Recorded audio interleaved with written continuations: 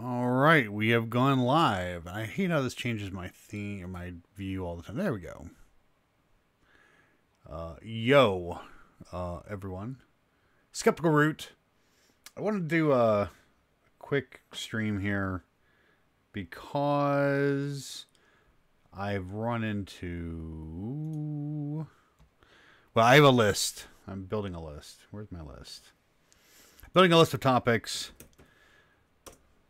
that I'm going to do videos on in the near future. Some of the topics here are right here.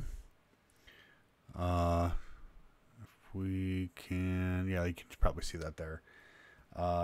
Video ideas I want to talk about. Certainty being the root of authoritarianism. Talk about the NFL kneeling ban versus YouTube Twitter censorship. There was some conversations about this on Twitter when the NFL came out with this rule where if you're going to protest, you can't kneel. You got to do it in the locker room or whatever. There's some dialogue that went back and forth on YouTube about, you know, well, if you're okay with this and you can't be okay with YouTube censorship or whatever. And I have some thoughts on all of this, which I'll talk about it in a video format. So, Jordan Peterson, which is actually something I want to talk about today. But this is a broader topic. I appreciate Jordan Peterson for, if nothing else, the fact that he brings topics that need discussed to the fore. That does not mean that he's right all the time. And the internets seem to be divided into two camps. One, Jordan B. Peterson is the new Jesus. And he's a Nazi scum, misogynist asshole who should, I don't know, go fuck himself, I suppose. But the truth is somewhere in between. So, he also had a part, which I'm going to do a shorter stream on, about his, there's no atheists, except for Nazis and communists, but it's a whole thing. I had a Twitter conversation with Chrisiosity at one point. We were talking about incels. I was attempting to clarify with her that the incels are not just the people in forums online and who hate women. And I was specifically saying that a lot of them probably don't hate women. They probably are just angry at them because they are other centering their lack of mating prowess or whatever. I think I understand that mentality a little better than she does. I think I have a little more psychological background than she does. And it got into a Twitter fight, and I subscribe to, or I follow Chrisiosity on Twitter because I want some far left opinions in my feed that are from people who can be funny and entertaining and also wrong on that side. Every time I interact with her over little things, she immediately gets hostile with me, and I want to address that too. I'm not taking a dig at her, but I may end up stopping following her because I feel like I can't interact with her. No, I'm not going to say I feel like, because I don't feel like. It appears that I can't interact with her without her taking it the wrong way, and immediately becoming hostile as if I'm just some other internet asshole who's trying to start a fight with her, and I'm not. And even though I try to maintain composure through the dialogue, I get increasingly frustrated with just trying to have the conversation. That'll be another stream at some point, but not necessarily here. One on my take on circumcision not being male genital mutilation. I think the mutilation is a possibility. I think that controversially, controversial opinions. I think that there is room for circumcision in a social context that is okay. I think that we have to remember a lot of things about it that I'm not going to get into this topic on right now, because some people will like it, some people won't like it, but nobody is necessarily going to have solid arguments against it, because it's a nuanced position. So I also want to talk about freedom of speech, what we want it for, and what does it mean to have freedom of speech. I've done a video kind of like this at one point. The problem with freedom of speech gets to be that we constantly conflate the principle of freedom of speech with what freedom of speech we are guaranteed in this country. They are two different things. One of them supports government intervention on one level, and one is the broader principle of allowing people to express themselves. The cake shop, Supreme Court ruling, and a lot of the dialogue that went around Masterpiece Cake Shop v. State of Colorado. Is that what it was? Or there was the Colorado Board of Commerce or whatever it was. I'll have the case, when I come up with it. When I do the video on this, or the stream, probably a short stream about it. One thing that keeps coming up is whether or not the cake shop, would have been endorsing a message by doing a message for the gay couple, congratulated their wedding or whatever. It wouldn't have been an issue about free speech. It would have been an issue about other things that are not necessarily speech related. It would have been about commerce related. People are going to disagree with me on this one. And I think that they're going to disagree with me on it because a lot of people have preconceived notions about what is or isn't appropriate in this case. Based on their personal views on it, I'm going to come in completely sideways to this topic and talk about it. If you can't tell from the thing here, transcription is not endorsed speech. Might give you a clue as to what I'm talking about. Dog whistles. An example of this I had was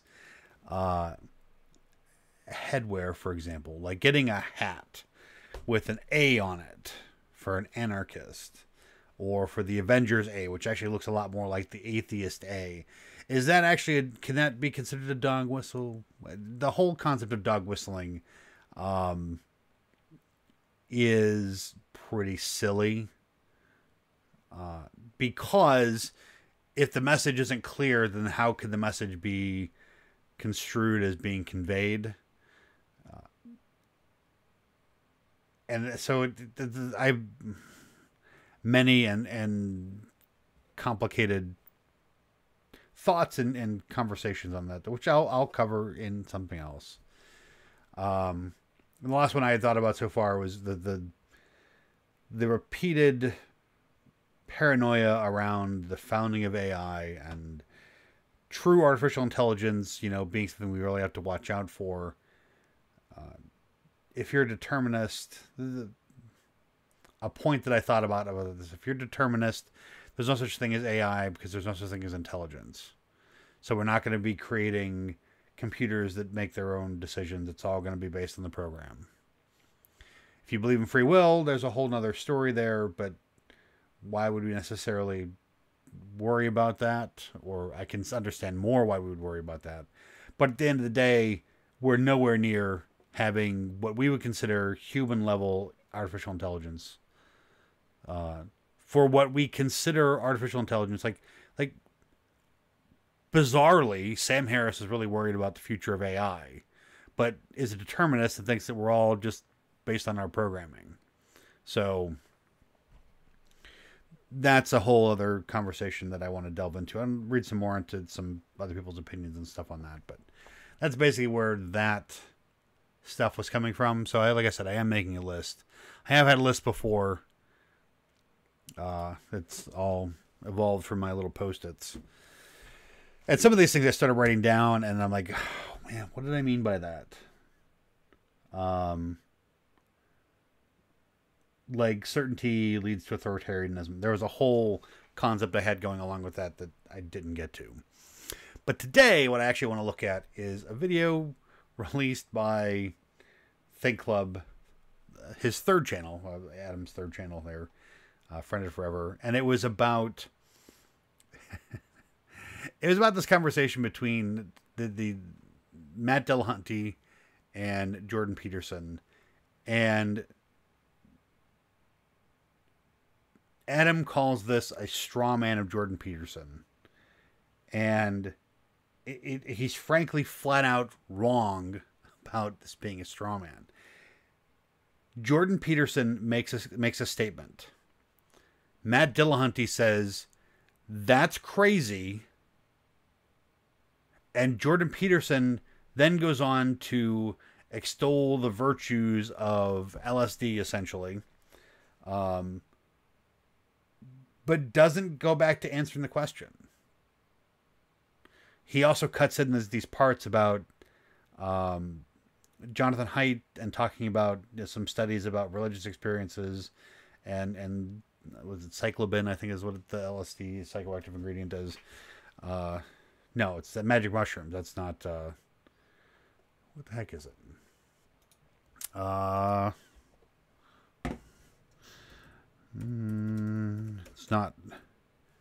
It's not LSD. I can't spell magic.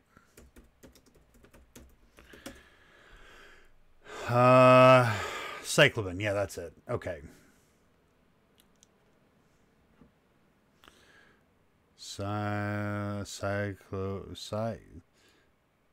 This stuff. It's not psilocybin.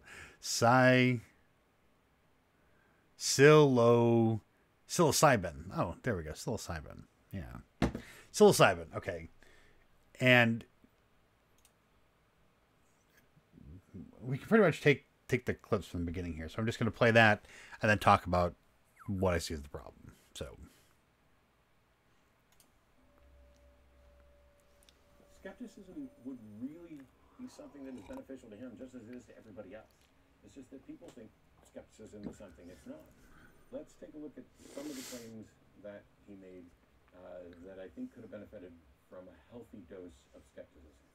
He claimed that you couldn't quit smoking without having a mystical experience. Not that it was more likely or more probable, or you couldn't do it unless you'd had an experience that you kind of identify as mystical. If you give people magic mushrooms, psilocybin, and they have a mystical experience, they have about an 85% chance of smoking cessation with one treatment. Yeah, but that's kind of like evidence, you know. The experimenters collected detailed reports from all participants before and after the study, as well as 6 months later. They found that psilocybin had produced statistically significant effects on 9 kinds of experiences. 25 years later, Rick Dillahunty tracked down 19 of the 20 original subjects and interviewed them.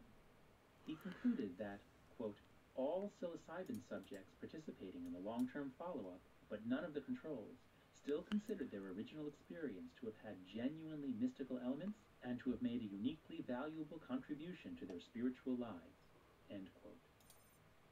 Okay, I'm going to leave that there for right now while I go up and update this thing.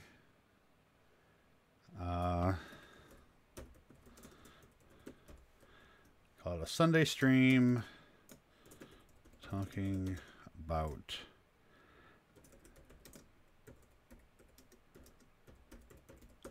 it's about and JBP. So it is not working from home today. Here's the link to the video. So the original is in there.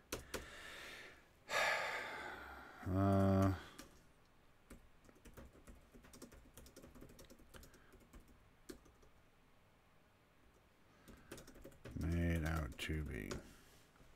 Oops. Do that all the time. There we go. So we can go and watch more of this, and I'm gonna say that the part about with Jonathan Haidt reading, totally unrelated to the conversation Matt Dillahunty and Jordan Peterson were having at the time. They showed the little clip at the beginning there. May be true. Related to psilocybin, this is, what the heck do they call it? Psilocybin. Why can't I say this? Psilocybin. Okay, psilocybin. Okay. Psilocybin. Talking about psilocybin, but not talking about quitting smoking. Jordan Peterson, and it's in here. Watch this. Skepticism would really jump ahead here to Matt talking. And so I get to actually demonstrate that. You don't just get high and say you've seen God and that's the end of it. Okay. Talking about a number of things that I thought could be beneficial. Many of us don't want to address the aspects of religion that you find value in, because we're only focused on, perhaps as I'm talking in the show, from a scientific skepticism perspective of, are there valid and sound arguments that would lead one to conclude that a God exists? My answer to this so far seems to be no. And the apologists, the theologians, they keep presenting the arguments, the teleological arguments, moral arguments, and all these things. They have nothing to do with the phenomenology of religion. They have nothing to do with how this impacts people's lives. This is a question of, is it in fact the case? Is it consistent with reality that there is a God? And is it consistent with reality that there is good reason to believe there is a God? That is where the focus is primarily. Yeah, and it's usually construed as a scientific issue. Well, it's not so. I would never construe it as a scientific issue, because science can't confirm the supernatural. I mean, we are blocked. That's necessarily something that I disagree with Matt on. I don't believe that there is supernatural. I'm going to say that I fall on Sean Carroll's idea of not materialist but of naturalist, and that is basically says that everything in nature, all that exists, is natural. If there is a God, God is part of nature. If there are ghosts or ESP or any of that stuff, it is not supernatural. It is just not understood natural. It is part of nature. It is things that exist because they exist, not because they are synthetic. Now, necessarily within the scope of there being a God and God creating the universe. If God created the universe, if there's such a person who could do such a thing, some type of mind or something, which I don't believe that there is. But if there was, our universe itself could be synthetic as something that's created by someone else. But everything that occurs within it could be natural to within that system of synthesis. So no, I don't think that there is supernatural, and which means that I don't think that supernatural, if it has some means of connecting itself to the real world, then it can't be supernatural. It is not something that is beyond nature. It is something that is part of nature. That's something that is then therefore subject to the scrutiny of science. It may be difficult. It may be hard. It may be hundreds, thousands, or tens of thousands of years away. Or it may be relatively impossible without direct interaction from the outside to the inside. But it is certainly part of the scope of science to be able to study it. If it is something that we can experience with our senses, or that can affect the nature of reality, then it is part of nature. It is not synthetic in that there's nothing above nature. There's no supernatural. There is natural and synthetic in that ethos. So I originally, when I first read this from Sean Carroll, I thought, well, that's just materialism. But then I realized that what he's saying, though, is it is not just materialism. It is looking at things in a fundamentally different way from saying that the world is just material, because obviously it's not just material. You can have energy and things like that, which are immaterial. Light itself is massless and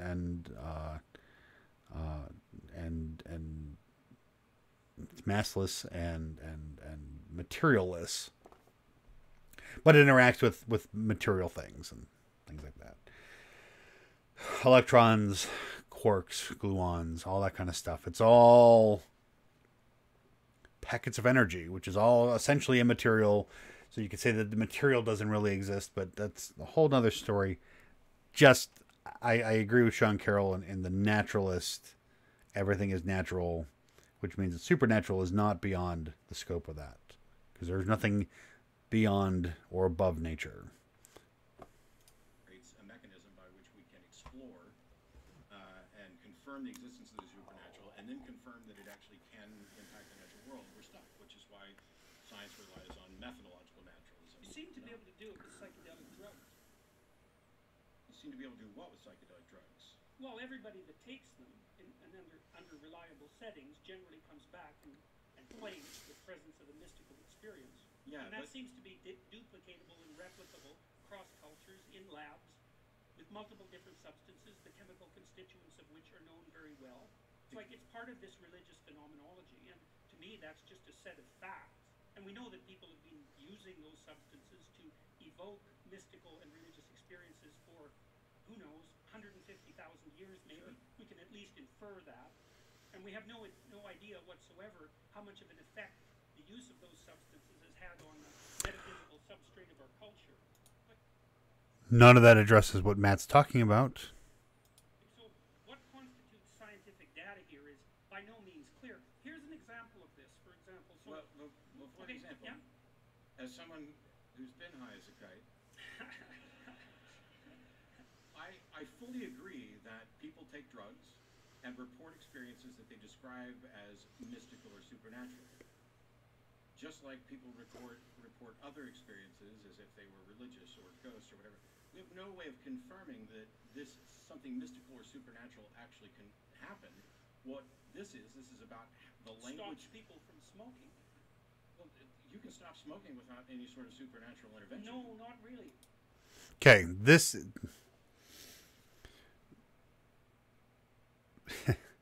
Jordan Peterson is making a claim here that you can't stop smoking without a mystical experience. Okay? Jordan made a statement. Matt repeated his statement with asking for clarification. So you're saying you can't stop smoking without a mystical experience? And Jordan says, no, not really. Yes, it leaves some sloppiness there for saying, well, maybe some people could. Okay? But that's... that's fucking stupid. Matt is an anecdote of someone who quit smoking without a mystical experience. I quit smoking without a mystical experience. My wife quit smoking without a mystical experience. I have most of the members of my mom's side, my dad's side of the family that have quit smoking without mystical experiences. They got to a point in their life where they said, you know what, fuck this, I'm done. I don't want to smoke anymore. Or, you know, I can't go up a flight of stairs without, you know, whatever. And so I'm going to change my life because I want to be healthy or whatever. And some of them that didn't. But it doesn't require a fucking mystical experience. I've never done psychedelics. I've smoked so much weed I've hallucinated at one point, but I have never done any other type of psychoactive drug, and I didn't need to have a mystical experience to quit smoking. Matt has done these kind of drugs, and he didn't do those drugs in order to quit smoking. The fact that psilocybin... God, why can't I say it? Psilocybin. Sometimes I have a problem with those, with the words. Psilocybin, just because it is very effective at getting people to quit smoking, does not mean that it is necessary to quit smoking. Frankly, if it's very effective, then they should be using that in situations where it is necessary to get people to make changes to behaviors, you know, immediately or whatever. But frankly, because it's extremely effective does not mean that it is required. Any more than saying, you know, I need a bulldozer to tear down a house. Because a bulldozer is very effective at tearing down a house. That does not mean that I can't go in there with a chainsaw and a backhoe or a sledgehammer and plenty of time and still tear the house down. Jordan is claiming that a bulldozer is required to tear the damn house down. It's not. It's just not. Matt is an example of that. I'm an example of that. There's hundreds of thousands of millions of anecdotes about people quitting smoking without tripping on magic mushrooms. And hundreds, if not thousands, of scientific studies and papers written on quitting smoking that don't include magic mushrooms. God!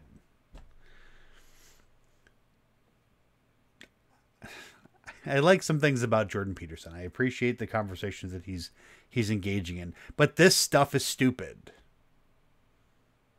And one thing that I appreciate about Jordan is that he's willing to have conversations about things that people don't want to talk about or that people take for granted. And that is great. Talking about women in the workplace and wearing makeup. He's not saying that, hey, you know, women shouldn't do that, as everybody seems to either people are blowing it off that he didn't say that, or saying that, oh, he's a misogynist because women shouldn't wear makeup in the workplace because blah, blah, blah. No, he's saying that the conversation needs to happen, and it has never happened. We've never looked at it really on a large scale and talked about it, and yet we wonder why when women enter a place that's male-dominated or not, why there could be social or cultural differences amongst how people interact with each other. The conversation just hasn't happened. So, I get that. When he tries to commit to any position, though, and frankly, part of his problem is Jung, but he just goes off the rails. This is off the rails. This doesn't make sense. I mean, it makes sense, but it doesn't really make sense because it's not really a valid position necessarily. You can't stop smoking without There aren't supernatural? really any reliable chemical means for inducing smoking cessation. You can use a drug called bupropion. I think that's the one. Whatever Wellbutrin is. Buporian. Is that supernatural? No. And again, that's the only one that is approved by the FDA for smoking cessation, because it's the only one that's been tested widely. It does find that people who are on Wellbutrin, or the generic of Wellbutrin Buporian, can quit. That they increases their chance of quitting smoking. That's also true of several other types of SSRIs that are used that way, including Chantix, which is a different type of chemical that basically it reduces your psychological need for the nicotine. It doesn't make it go away. It just kind of flattens it out.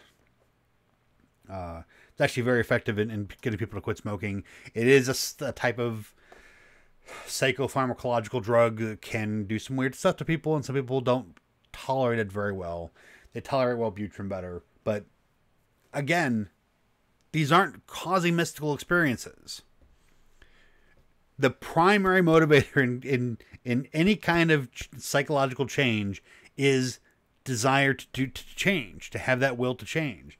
If you want to lose weight or get in shape, or you want to quit smoking, or you want to eat healthier, it all requires you to make an emotional investment in that change for your person. Magic mushrooms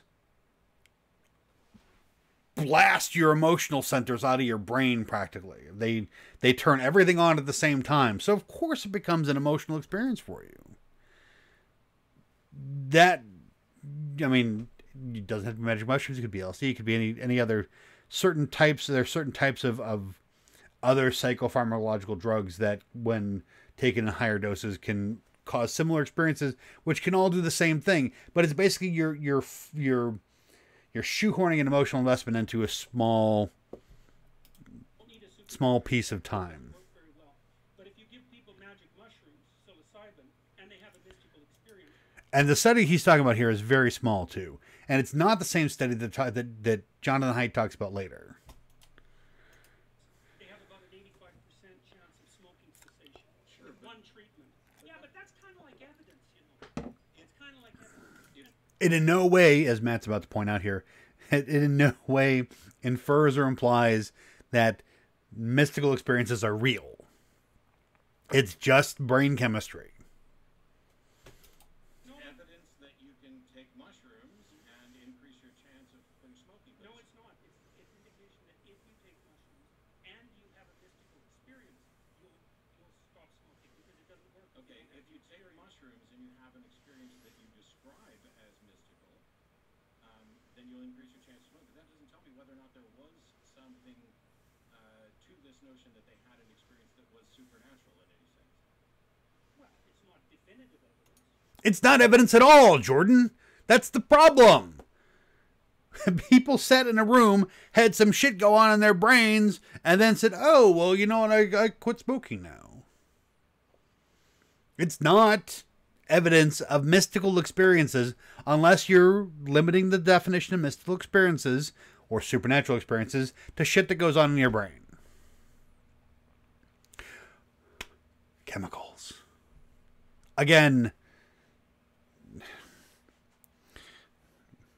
let me tell you something about Jordan Peterson, which you may not know, but this may make sense to you in hindsight. He's a conservative, but he is a left-leaning conservative. He is a libertarian. No, he's a liberal conservative, I guess is probably the best way to put it. On a scale of 1 to 10. Now we'll go from negative 10 to 10, with 0 being centrist. He's probably about a 3 on the liberal side, and he has to be because of Jung and his Jungian archetypes and the meta narratives of all the stuff that he's talking about. He is assigning value to groups and collectives. He's assigning agency to them basically through these meta narratives and meta concepts and all this other kind of stuff, where they themselves are an agent of change in some way instead of just being an idea. They're not just a principle or a concept anymore. And if you know about my 3-part video that I didn't do the 3rd part on yet, people who fall on the left tend to overassign agency to things because they tend to favor type 1 errors, which is a false positive, as opposed to type 2 errors, which is a false negative. People on the right tend to make more false negatives than false positives. So,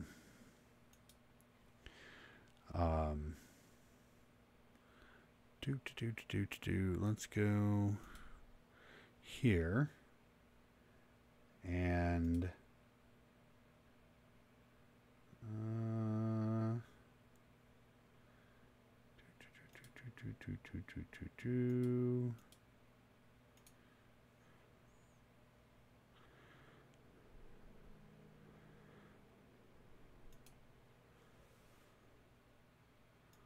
right here and go. Where's my one with chat? I have chat up. I don't have chat up. Why don't I have chat up? Do I have chat? Chat.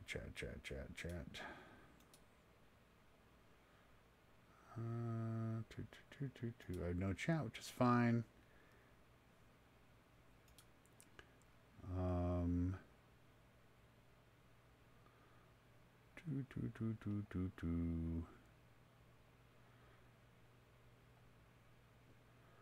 Where is my... I had one viewer.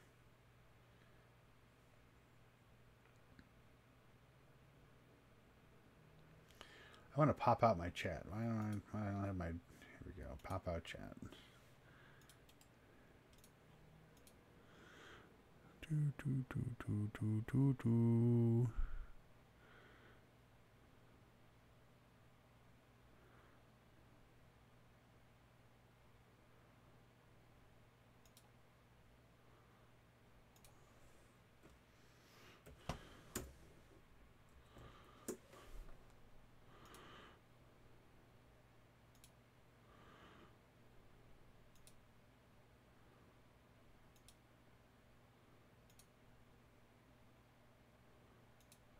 is that not working?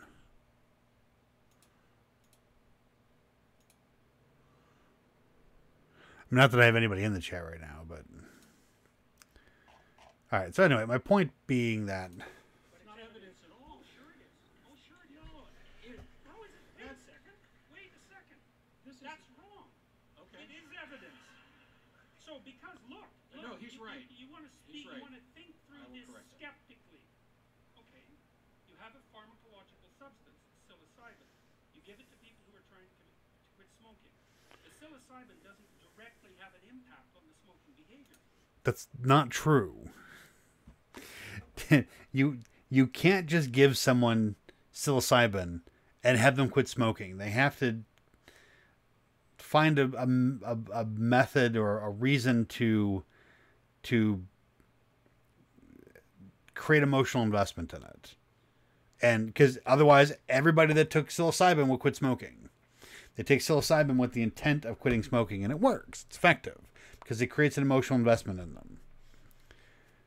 There are plenty of people out there who take regular doses of psilocybin who still smoke. There has to be a connection between the two of them.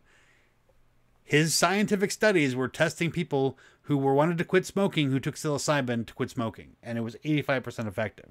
That's fantastic. That doesn't mean that psilocybin makes you quit smoking. Doesn't mean it's a mystical experience either. It has to elicit what's described subjectively as a mystical experience. And you can get physiological indicators of that mystical Of what would be called a mystical experience. Through the personal interpretations of the individual, not of, like, we can look at brain scans and fMRIs of people who are on psilocybin and say, like, this looks like they're feeling this right now because we know that this center of the brain is stimulated and this center of the brain is stimulated and this part of the brain is doing this. And yeah, we can do that, but that doesn't necessarily mean that it's mystical. It is what people describe as mystical. Matt's making the point that it's not supernatural. Jordan Peterson is equivocating on what mystical means. It was a supernatural experience in the beginning of this conversation, as illustrated by Matt, and how Matt is using the term. And Jordan is coming back and disagreeing with that, which is fine, but he's not actually, addressing that. He's got his own definition that he's using for mystical. experience. And you might say, well, that's not enough to prove that it's a mystical experience, but, you're conscious and I accept that. It's like you accept all sorts of things without being able to demonstrate their validity on every possible objective, with every possible objective criteria. But that's not the point here, Jordan. And this is why I get frustrated with this at times. The point is that we don't have any evidence of things being mystical as in supernatural. And he just said we can objectively look at these people and see when they're doing things in their head that appear to be what most people consider mystical experiences. So yes, we do have evidence for that. And maybe in the 15% of cases of people who take psilocybin to quit smoking and don't quit smoking don't meet that criteria. They don't cross that threshold where they create this emotional investment that gets them to motivate themselves to stop smoking. It's not a straw man. It's Jordan is using different terms than Matt is using.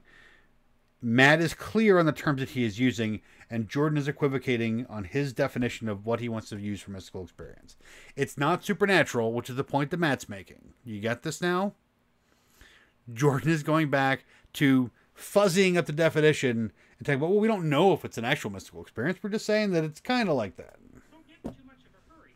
It's a serious issue.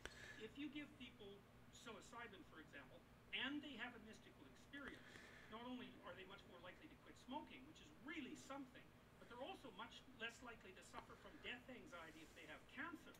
Yes, if they take psilocybin and they're worried about dying, they'll have a mystical. They can have a psychedelic experience, which I'm going to call a psychedelic experience instead of a mystical experience, to clarify it from the supernatural, angels touching my shoulder kind of thing. have a psychedelic experience, and they can have psychopharmacological changes happen in their brain from a psychoactive drug, and then they behave differently. Okay, cool. Like, that's quite the thing. It is quite the thing. And not only that, if you test them a year later and they've had a mystical experience, which the majority of them regard as the most significant one, two, or three experiences of their life, including such things as getting married, their personalities are permanently altered in the direction of more openness to experience and more creativity by a standard deviation. That's fantastic. Does not mean they're having a mystical experience. Like, that's walloping effects. That is psychopharmacology. That is the chemistry of their brain changed in such a way from this experience that there are lasting effects. Much like getting shot might have lasting effects on how well you use your left arm. If you get shot in your left arm, assuming. Okay. Adam, it's not a straw man. I'm sorry. So we can't get too much in a hurry about dispensing with all that. This part, which again makes some good points, completely unrelated to the conversation that just occurred, with the exception of the fact that it's talking about psilocybin. Psilocybin. Yeah, psilocybin. I keep thinking I'm pronouncing it wrong now, and I probably am. This part, watch the video. It's linked down below. The Righteous Mind, probably a very good book. I haven't read it. That, by the way, is Jonathan Haidt, if you don't know. Author, psychologist.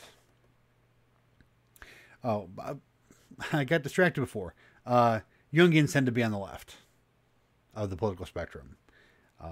Even with someone who's like Jordan Peterson, who is conservative, I think overall his principles lend themselves, like most Jungians, to better socialization and social outcomes, which tend to be focused on the left, not on the right.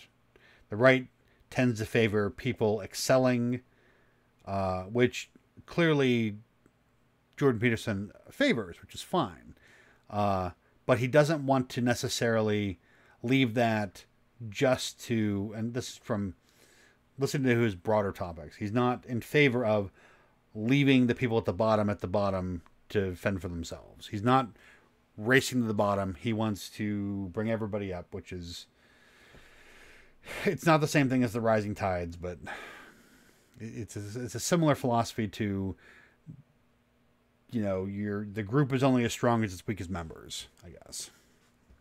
But this part that Jonathan Haidt's going to talk about here is about psilocybin, but it is not about quitting smoking.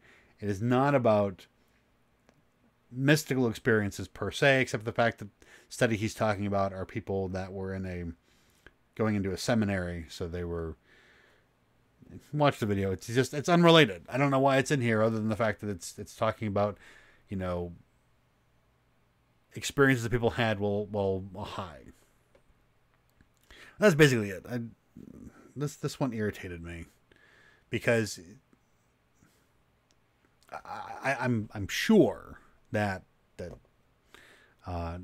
Adam likes to throw some stuff in here just for the clickbait. And Adam, if you watch this, and you may not because it's getting a bit long in the tooth, are you autistic? I mean, are you on the spectrum somewhere? And I ask that because you seem to understand people's feelings when talking to them online, but you don't seem to quite understand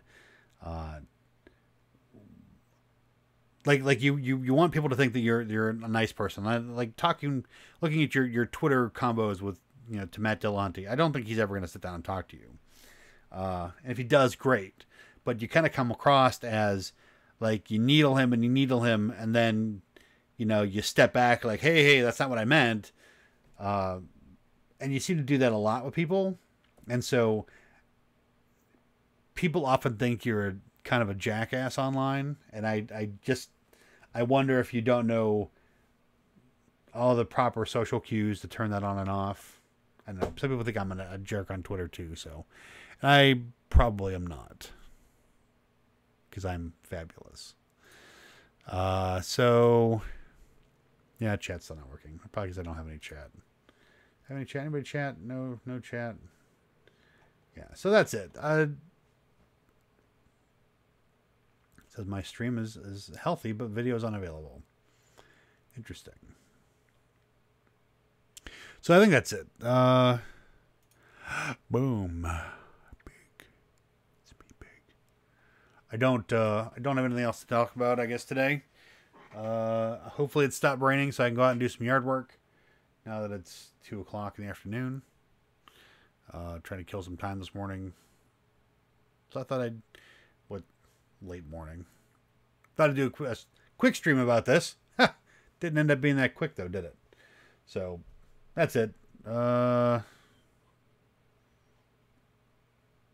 guess the usual goodbye and hello as always.